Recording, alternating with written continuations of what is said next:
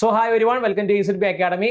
അപ്പം കുറച്ച് നാളുകളായിട്ട് ഈ പറയുന്ന ഉദ്യോഗക്കാരൻ നമ്മുടെ അടുത്ത് ചോദിച്ചൊരു ചോദ്യമാണ്, സാർ ഈ പറയുന്ന FCIയിലേക്ക് മറ്റുമായിട്ട് റിക്രൂട്ട്മെന്റ് വരുന്നു എന്നുള്ള ഒരുപാട് വാർത്തകൾ കേൾക്കുന്നുണ്ട്. പക്ഷെ അതുമായി ബന്ധപ്പെട്ട സത്യാവസ്ഥ എന്താണ്, ഈ പറയുന്നതിൽ എന്താണ് FCI റിക്രൂട്ട്മെന്റ് എന്ന് പറയുന്നത്, അപ്പോൾ അതുമായി ബന്ധപ്പെട്ട വീഡിയോ ചെയ്യാമോ എന്നുള്ളത്. അപ്പോൾ നമ്മൾ ഇന്ന് വന്നിരിക്കുന്നത് ഈ പറഞ്ഞ FCI ബന്ധപ്പെട്ട റിക്രൂട്ട്മെന്റ് വരാൻ വേണ്ടിയിട്ട് ഇരിക്കുകയാണ്. ഈ പറയുന്ന ഇപ്പോഴത്തെ കിട്ടുന്ന ന്യൂസ് അടിസ്ഥാനപ്പെടുത്തുകയാണെങ്കിൽ ഈ പറയുന്ന FCIയിലേക്ക് മുൻ വർഷങ്ങളിൽ 25-ലും മറ്റുമായിട്ട് ഈ പറയുന്ന ഒരു നോട്ടിഫിക്കേഷൻ വരുമെന്ന് നമ്മൾ പ്രതീക്ഷിച്ചിരുന്നു, പക്ഷെ വന്നില്ല. 2026 നമ്മളൊരു നോട്ടിഫിക്കേഷൻ വരുമെന്ന് നമ്മൾ പ്രതീക്ഷിക്കുകയാണ്. കാരണം ഈ പറയുന്ന രീതിയിൽ കാറ്റഗറി 2 and 3 മറ്റുമായിട്ട് എന്താണ് തസ്തികകളിലും മറ്റുമായിട്ട് എന്താണ് വേക്കൻസികൾ മറ്റും ഉണ്ടെന്നൊക്കെ അറിഞ്ഞത് കൊണ്ട് തന്നെ ഈ പറയുന്ന 2026 ഒരു നോട്ടിഫിക്കേഷൻ വരെ നമുക്ക് പ്രതീക്ഷിക്കാം. ഇനി എന്താണ് FCI എന്ന് ചോദിച്ചു കഴിഞ്ഞാൽ, ഫുഡ് കോർപ്പറേഷൻ ഓഫ് ഇന്ത്യ എന്ന് പറയുന്ന സെൻട്രൽ ഗവൺമെന്റ് സ്ഥാപനമാണ്. നിങ്ങൾ ഈ പറയുന്ന രീതിയിൽ വിവിധ സെൻട്രൽ ഗവൺമെന്റ് സ്ഥാപനങ്ങളിലേക്ക് നമ്മൾ ജോലി നേടാൻ വേണ്ടിയിട്ട് എഴുതുന്ന SSC പോലുള്ള പരീക്ഷകൾ വഴിയല്ല പൊതുവെ FCIയിലേക്ക് നമുക്ക് ജോലി കിട്ടുക. FCI ഡയറക്റ്റ് ആയിട്ട് ഈ പറയുന്ന രീതിയിൽ നമ്മൾ അപേക്ഷ സമർപ്പിച്ചിട്ട് ഓൺലൈൻ ടെസ്റ്റ് ഒക്കെ വഴിയാണ് എന്ത് ചെയ്യുന്നത് FCIയിലേക്ക് ജോലി കിട്ടുക. ഇനി എന്താണ് FCI എന്ന് പറഞ്ഞു, ഫുഡ് കോർപ്പറേഷൻ ഓഫ് ഇന്ത്യ എന്ന് പറയുന്ന സെൻട്രൽ ഗവൺമെന്റ് സ്ഥാപനമാണ്. ഈ പറയുന്ന കർഷകരിൽ നിന്നും മറ്റുമായിട്ട് നേരിട്ട് ധാന്യങ്ങളൊക്കെ ശേഖരിച്ച് വയ്ക്കുകയും അവർക്ക് താങ്ങുവില നിശ്ചയിക്കുകയും അതേപോലെ തന്നെ അത് പ്രധാനപ്പെട്ട കോൾഡ് സ്റ്റോറേജുകളും മറ്റുമായിട്ട് ഈ പറയുന്ന അല്ലെങ്കിൽ അവരുടെ ഗോഡൌണുകൾ മറ്റുമായിട്ട് സംഭരിച്ചു വെച്ച ശേഷം ഈ പറയുന്ന പബ്ലിക് ഡിസ്ട്രിബ്യൂഷൻ സിസ്റ്റം വഴി ഏറ്റവും കുറഞ്ഞ നിരക്കിൽ ഈ പറയുന്ന സാധാരണക്കാരായിട്ട് നമ്മുടെ മുന്നിലേക്ക് റേഷൻ കട വഴി എന്ത് ചെയ്യുന്നത് ഈ പറയുന്ന ധാന്യങ്ങളും മറ്റും എത്തുന്നത് ഇവരുടെ സഹായത്തോടു കൂടി തന്നെയാണ്, FCIയുടെ സഹായത്തോടു കൂടി തന്നെയാണ് അല്ലെ.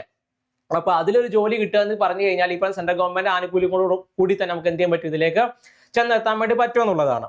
ഓക്കെ, പിന്നെ നിങ്ങൾ അറിയേണ്ട പ്രധാനപ്പെട്ട കാര്യമെന്ന് പറയുന്നത് ഇതിലേക്ക് പറയുന്ന വിവിധ തസ്തികകളിലേക്കാണ് എന്ത് ചെയ്യുന്നത് ഈ പറയുന്ന ഈ ഒരു തസ്തിക ഈ പറയുന്ന FCI എന്ത് ചെയ്യാ വിളിക്കാറുള്ളത്. അത് ഈ പറയുന്ന കാറ്റഗറി 1, 2, 3, 4 എന്നിങ്ങനെ വിവിധ പോസ്റ്റുകളായിട്ട് നമുക്ക് തരംതിരിക്കാൻ വേണ്ടി പറ്റും. പിന്നെ ഈ പറയുന്ന വേക്കൻസിയോട് ബന്ധപ്പെട്ട കൂടുതൽ കാര്യങ്ങൾ നമ്മുടെ ഈ പറയുന്ന വേക്കൻസിയോട് ബന്ധപ്പെട്ട കൂടുതൽ കാര്യങ്ങൾ നമുക്ക് ഈ പറയുന്ന രീതിയിൽ ഇനി വരുന്ന നോട്ടിഫിക്കേഷനിൽ മാത്രമേ നമുക്ക് വിശദമായിട്ട് പറയാൻ വേണ്ടി സാധിക്കത്തുള്ളൂ. കാരണം ഈ പറയുന്ന രീതിയിൽ നോട്ടിഫിക്കേഷൻ അവർ ഇറക്കിയാൽ മാത്രമേ കൃത്യമായ ഇത്രത്തോളം വേക്കൻസികൾ റിപ്പോർട്ട് ചെയ്യുന്നു എന്നുള്ളതും ഏതൊക്കെ തസ്തികകളിലേക്ക് ഇത്രത്തോളം വേക്കൻസി ഉണ്ടെന്നുള്ളതും പറയാൻ വേണ്ടിയിട്ട് സാധിക്കുള്ളൂ. പിന്നെ ഏകദേശം ഒരു 71,000-ഓളം വരുന്ന ഈ പറഞ്ഞ നല്ല ശമ്പള സ്കെയിൽ എന്ത് ചെയ്യുന്നുണ്ട് ഇതിനകത്ത് ഭാഗമായിട്ട് വരുന്നുണ്ട്. കാരണം ഒരു ഗ്രാജുവേഷൻ ലെവലുള്ള ഉദ്യോഗാർത്ഥിക്കാണ് പൊതുവെ ഇതിലേക്ക് എന്ത് ചെയ്യാൻ അപ്ലൈ ചെയ്യാൻ വേണ്ടിയിട്ട് സാധിക്കുള്ളൂ. ഓക്കെ, പിന്നെ ജോബ് ലൊക്കേഷൻ എന്ന് പറയുന്നത് അക്രോസ് ഇന്ത്യയാണ്, അതായത് ഇന്ത്യ ഉടനീളം അപ്ലൈ ചെയ്യാൻ വേണ്ടി പറ്റും.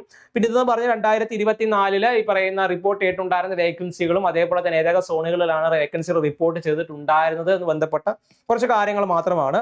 പിന്നെ ഞാൻ പറഞ്ഞു വിവിധ തസ്തികകളിലേക്കാണ് ഇതിലേക്ക് എന്ത് ചെയ്യുന്നത് പൊതുവെ ഈ പറയുന്ന നോട്ടിഫിക്കേഷൻസ് വിളിക്കാറുള്ളത്.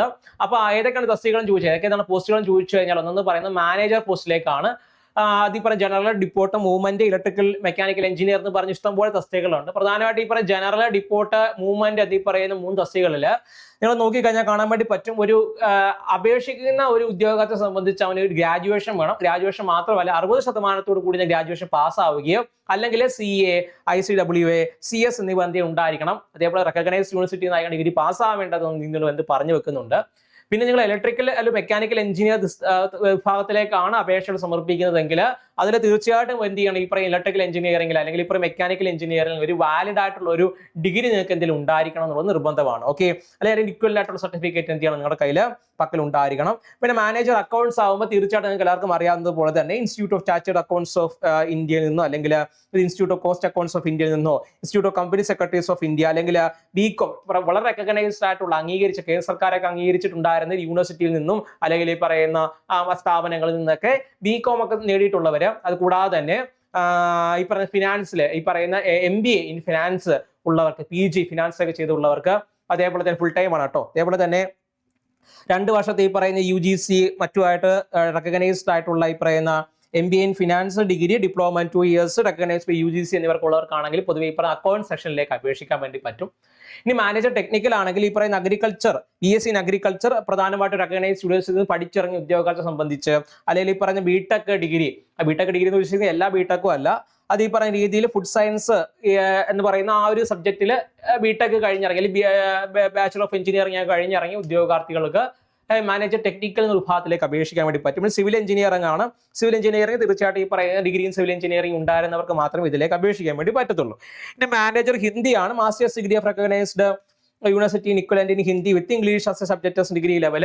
ഡിഗ്രി ലെവലിൽ ഹിന്ദി ഒപ്പം ഈ പറയുന്ന രീതിയിൽ ഇംഗ്ലീഷ് ഒക്കെ പഠിച്ചിറങ്ങിയിട്ടുള്ള ആളുകൾക്ക് മാത്രമേ ഇതിലേക്ക് അപേക്ഷിക്കാൻ വേണ്ടി പറ്റത്തുള്ളൂ. അതുകൂടാതെ തന്നെ 5 years experience in terminological work in Hindi and translation work from English to Hindi, vice versa, preferably technical or scientific literature. അതായത് ഈ പറയുന്ന രീതിയിൽ ഇംഗ്ലീഷിൽ നിന്നും ഈ ഹിന്ദിയിൽ നിന്ന് ഇംഗ്ലീഷിലേക്കും തർജ്ജിമയൊക്കെ ചെയ്ത് പരിചയമുള്ള പ്രാവീണ്യമുള്ള ആളുകൾക്കാണ് എന്ത് ചെയ്യുന്നത് ഈ മാനേജർ ഹിന്ദിയിലേക്ക് അപേക്ഷിക്കാൻ വേണ്ടി പറ്റുന്നത്. അല്ലാത്ത പക്ഷം നമ്മൾ തൊട്ടും പറഞ്ഞിട്ടുണ്ടാകുന്ന ടെക്നിക്കൽ ആയിട്ടുള്ള ബാക്കി പോസ്റ്റുകളിലേക്ക്, അക്കൗണ്ട്സിലേക്ക്, മൂവ്മെന്റിലേക്ക്, റിപ്പോർട്ടിലേക്ക്, അങ്ങനെ ഒരുപാട് തസ്തികകളുണ്ട്. അപ്പൊ അതിലേക്ക് ഈ പറഞ്ഞ ഡിഗ്രി ഹോൾഡേഴ്സ് എന്ത് ചെയ്യാൻ പറ്റും, അപേക്ഷകൾ സമർപ്പിക്കാൻ വേണ്ടിയിട്ട് സാധിക്കും. ഓക്കെ, പിന്നെ ഈ പറയുന്ന രീതിയിൽ അതിന്റെ ഏജിനെ പറ്റി നോക്കുകയാണെങ്കിൽ ഈ പറയുന്ന മാനേജർ പോസ്റ്റ് മാത്രം നോക്കുകയാണെങ്കിൽ അതിനകത്ത് ഏകദേശം 28 വയസ്സുള്ളവർക്ക് വേണ്ടിയിട്ട് മാത്രമാണ് അപേക്ഷകൾ സമർപ്പിക്കാൻ വേണ്ടി സാധിക്കുക. പിന്നെ പൊതുവെ ഈ പറയുന്ന FCAയിലൊക്കെ ജോലി ചെയ്യുന്നവർക്കാണെങ്കിൽ ഒന്ന് കുറച്ച് റിലാക്സേഷൻ ഒക്കെ ഉണ്ടെന്ന് തോന്നുന്നു. പിന്നെ ഈ പറയുന്ന മാനേജർ ഹിന്ദി ആണെങ്കിൽ 35 വയസ്സ് അടുപ്പിച്ചിട്ടുണ്ട്, അവിടെയും ഏജ് റിലാക്സേഷൻ ഉണ്ട്. ഏജ് റിലാക്സേഷൻ ഉള്ളതിനപ്പുറത്തേക്ക് മാനേജർ ഹിന്ദി ആണെങ്കിൽ 35 വയസ്സിൽ അപേക്ഷകൾ സമർപ്പിക്കാം. മാനേജർ തസ്തിക മാത്രമാണ്, നമ്മൾ ആദ്യം പറഞ്ഞ മാനേജർ തസ്തിക മാത്രമാണെങ്കിൽ 28 വയസ്സ് വരെയാണ് എന്ത് ചെയ്യുന്നത് അതിനകത്ത് ഒരു ഏജ് ലിമിറ്റായിട്ട് പറയുന്നത്. പിന്നെ OBC SC ST വിഭാഗത്തിൽപ്പെടുന്ന ആളുകൾ, അതേപോലെ തന്നെ ഈ പറയുന്ന സാമ്പത്തികമായി പിന്നോട്ട് നിൽക്കുന്നതോ അല്ലെങ്കിൽ ഈ പറയുന്ന രീതിയിൽ നിങ്ങൾ ഒരു എന്താണ് ഫിസിക്കലി ബാക്ക്വേർഡ് ആയിട്ട് നിൽക്കുന്ന ആളുകളൊക്കെ ആണെങ്കിൽ അവർക്ക് എന്ത് ചെയ്യുന്നുണ്ട് പൊതുവെ ഈ പറയുന്ന ഏജ് റിലാക്സേഷൻ ഇവിടെ ബാധകമാണ്. ഓക്കെ, പിന്നെ നമ്മൾ പറഞ്ഞ പോലെ തന്നെ ഈ സെലക്ഷൻ പ്രോസസ്സ് എന്ന് പറയുന്നത് മാനേജർ ഏത് തസ്തിക ആയിക്കോട്ടെ അതിനകത്ത് ആദ്യം തന്നെ ഒരു കമ്പ്യൂട്ടർ ബേസ്ഡ് ടെസ്റ്റ് കാണും, ഒരു ഓൺലൈൻ കമ്പ്യൂട്ടർ ബേസ്ഡ് ടെസ്റ്റ് ആയിരിക്കും ഉണ്ടായിരിക്കുക. അതിനുശേഷം ഇന്റർവ്യൂ, ട്രെയിനിങ് എല്ലാം കഴിഞ്ഞ ശേഷം ആയിരിക്കും എന്ത് ചെയ്യുന്ന നിയമനം ഉണ്ടാവുക എന്നുള്ളതാണ്. ഓക്കെ, പിന്നെ അതുമായി ബന്ധപ്പെട്ട കുറച്ച് കാര്യങ്ങൾ എന്ന് പറയുന്നത് അതിന്റെ സെലക്ഷൻ പ്രോസസ്സുമായി ബന്ധപ്പെട്ടതാണ്. സെലക്ഷൻ പ്രോസസ്സ് എന്ന് പറയുമ്പോൾ നിങ്ങൾക്ക് എല്ലാവർക്കും അറിയാവുന്ന പോലെ തന്നെ സിലബസ് മനസ്സിലാക്കേണ്ടതായിട്ടുണ്ട്. ആ സിലബസിനെ അടിസ്ഥാനപ്പെടുത്തിയാണ് കമ്പ്യൂട്ടർ ബേസ്ഡ് ടെസ്റ്റിലേക്ക് നമ്മൾ എന്ത് ചെയ്യുന്നത് എത്തിപ്പെടുന്നത്.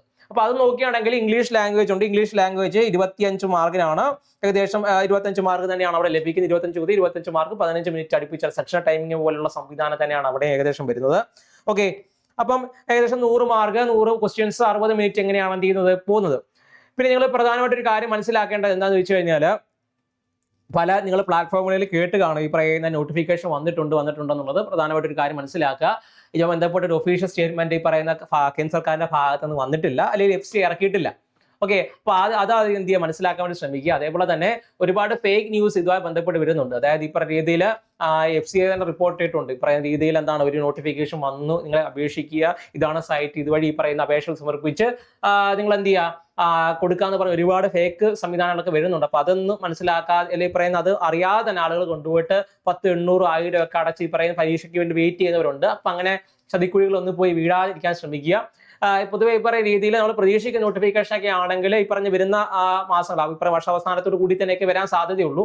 ഓക്കെ, അപ്പൊ ഈ പറഞ്ഞ ഇനി വരാൻ വേണ്ടി പോകുന്ന ആ ഒരു നോട്ടിഫിക്കേഷൻ എന്ന് പറയുന്നത് അതിൽ വരുന്ന മുറയ്ക്ക് തന്നെ നമ്മൾ എന്ത് ചെയ്യാൻ പറ്റും, അപ്ഡേറ്റ് ചെയ്യുന്നതായിരിക്കും. ഓക്കെ, അല്ലാതെ ഈ പറയുന്ന രീതിയിൽ ഫേക്ക് ആയിട്ടുള്ള ഈ പറയുന്ന സൈറ്റുകൾ വഴി ഈ പറയുന്ന ആപ്ലിക്കേഷൻ സ്റ്റാർട്ട് ആയിട്ടുണ്ടെങ്കിൽ നിങ്ങൾക്ക് വളരെ വിശ്വസിക്കാൻ വേണ്ടി പറ്റുന്ന മാധ്യമങ്ങളിലൂടെ മനസ്സിലാക്കിയതിനു ശേഷം മാത്രം എന്ത് ചെയ്യുക അപേക്ഷകൾ സമർപ്പിക്കാൻ ശ്രമിക്കുക. പിന്നെ FCAയുടെ പറയുന്ന ഗവൺമെന്റിന്റെ തന്നെ വെബ്സൈറ്റിലൂടെ തന്നെ അപേക്ഷിക്കാൻ വേണ്ടി സാധിക്കുകയുള്ളൂ. നിങ്ങൾ ഓൾറെഡി അത് ഓൺലൈനിൽ അവൈലബിൾ ആണ്. അപ്പൊ ആ ഒരു വെബ്സൈറ്റിൽ അവർ എപ്പോഴും അപ്ഡേറ്റ് ചെയ്യുന്നതായിരിക്കും.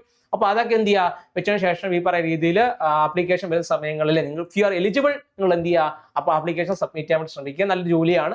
അത്യാവശ്യം SSCക്കൊക്കെ വേണ്ടിയിട്ട് പഠിക്കുന്ന ഉദ്യോഗാർത്ഥിയെ സംബന്ധിച്ച് അവൻ എന്തായാലും ഈ പറയുന്ന പരീക്ഷ എന്ത് ചെയ്യാൻ പറ്റും, ക്രാക്ക് ചെയ്യാൻ വേണ്ടി പറ്റുന്ന രീതിയിലൊക്കെ തന്നെയാണ് എന്ത് ചെയ്യുന്നത്. അതിന്റെ ഒരു സ്ട്രക്ചർ എന്ന് പറയുന്നത് ഇച്ചിരി എഫോർട്ടൊക്കെ ഇട്ട് കഴിഞ്ഞാൽ തീർച്ചയായിട്ടും ക്രാക്ക് ചെയ്യാൻ വേണ്ടി പറ്റും. പിന്നെ ഇതുവരെ ഈ പറയുന്നത് ഞാൻ പറഞ്ഞല്ലോ ഒരിക്കൽ കൂടി പറയുകയാണ്, ഇതുവരെ അതുമായി ബന്ധപ്പെട്ട് കൂടുതൽ കാര്യങ്ങളൊന്നും വന്നിട്ടില്ല. അപ്പൊ അതുകൊണ്ട് തന്നെ നിങ്ങൾ ഈ പറയുന്ന രീതിയിൽ ഏതെങ്കിലും വാർത്തകളിലോ അല്ലെങ്കിൽ ഏതെങ്കിലും ലിങ്കുകളിലോ ഇത്തരത്തിൽ നോട്ടിഫിക്കേഷൻ വന്നിട്ടുണ്ട്, അതേപോലെ തന്നെ അപ്ലൈ ചെയ്യാനുള്ള ഡേറ്റ് കഴിഞ്ഞൊക്കെ പറഞ്ഞ് വരികയാണെങ്കിൽ നിങ്ങളതൊന്നും പേടിക്കേണ്ട ആവശ്യമില്ല. ഇതുവരെ ഒന്നും വന്നിട്ടില്ല. അപ്പൊ ഇനി അതിൽ വരികയാണെങ്കിൽ അത് വളരെ ട്രസ്റ്റഡ് ആയിട്ടുള്ള ഒരു സൈറ്റിൽ നിന്നാണ് വരുന്നതെന്ന് മനസ്സിലാക്കാൻ വേണ്ടി മാത്രം ഈ പറയുന്ന നിങ്ങൾ സൈറ്റിൽ കയറി നോക്കിയതിനു ശേഷം അവർ ഒഫീഷ്യൽ സൈറ്റിൽ കയറി നോക്കിയതിനു ശേഷം എന്ത് ചെയ്യുക ആപ്ലിക്കേഷൻസ് മറ്റു കാര്യങ്ങൾ സബ്മിറ്റ് ചെയ്യാൻ വേണ്ടി ശ്രമിക്കുക. അപ്പോൾ ഇതിന്റെ നോട്ടിഫിക്കേഷൻസ് കറക്റ്റ് ആയിട്ട് വരുന്ന സമയങ്ങളിൽ നിങ്ങൾ എന്ത് ചെയ്യാം അത് അപ്ഡേറ്റ് ചെയ്യാൻ ശ്രമിക്കുന്നതാണ്. അപ്പോൾ ഇതാണ് FCA പറ്റി പറയാൻ വേണ്ടിയിട്ടുള്ളത്. ഒരുപാട് ഉദ്യോഗസ്ഥർക്ക് സംശയം ഉണ്ടായിരുന്നു, ഇതിന്റെ ഒത്തിരി ഒരുപാട് വീഡിയോ കണ്ടിട്ടുണ്ട്. അപ്പോൾ ഈ പറയുന്ന രീതിയിൽ നോട്ടിഫിക്കേഷൻ വരുന്നു എന്ന് പറയുന്നു. ചെറുതിനകത്ത് ഈ പറയുന്ന രീതിയിൽ ആപ്ലിക്കേഷൻ സ്റ്റാർട്ട് ആകുന്ന രീതിയിലൊക്കെ ഒരുപാട് വീഡിയോ കണ്ടിട്ടുണ്ടെന്ന് പറയുന്നു. ഓക്കെ, അത്തരത്തിൽ സ്റ്റാർട്ട് ആയിട്ടൊന്നും ഇല്ല കേട്ടോ. അപ്പൊ അത് മനസ്സിലാക്കുക. അപ്പൊ അതിനുവേണ്ടി ഒരു ഇൻഫോർമേറ്റീവ് വീഡിയോ എന്ന രീതിയിലാണ് ചെയ്തിട്ടുള്ളത്. നിങ്ങൾക്ക് ഇത് മനസ്സിലായിട്ടുണ്ടെന്ന് വിശ്വസിക്കുന്നു. അതേപോലെ തന്നെ സംശയങ്ങൾ എന്തെങ്കിലും ഉണ്ടെങ്കിൽ താഴെ എന്ത് ചെയ്യുന്നു കമന്റ് ആയിട്ട് ഇടാൻ ശ്രമിക്കുക. Thank you all, by.